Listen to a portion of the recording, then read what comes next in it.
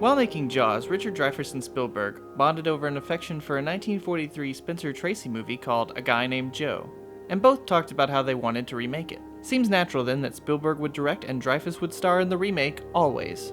And maybe that's the first problem of Always. The plot feels very dated.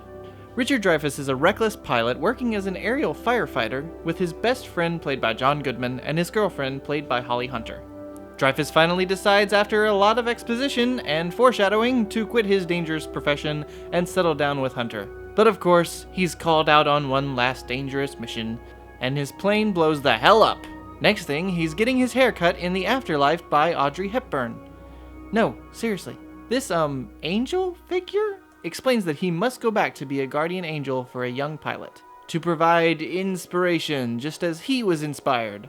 Which begs me to ask the question where the crap was his inspiration when his freaking plane blew up. Dreyfuss seems to be not very affected by the fact that he's dead and goes about helping the new pilot Ted. But things get complicated when Ted falls for who else? His girlfriend. The death of Dreyfuss's character is pretty brutal and shocking despite the fact that you can see it coming from a mile away. The first half hour of this movie is almost just foreshadowing his death. Then the movie just seems to rush by dealing with the fact our main character is dead. It's almost as if he's even forgotten about the fact that he had a girlfriend, which could be interesting, but they never really explain it until she shows up again. The central conflict of the movie just feels a little too easy, and it's all just kind of summed up at the end with some very cheesy speeches. The best performance and the most interesting character is actually John Goodman, and he doesn't really have anything to do for most of the movie.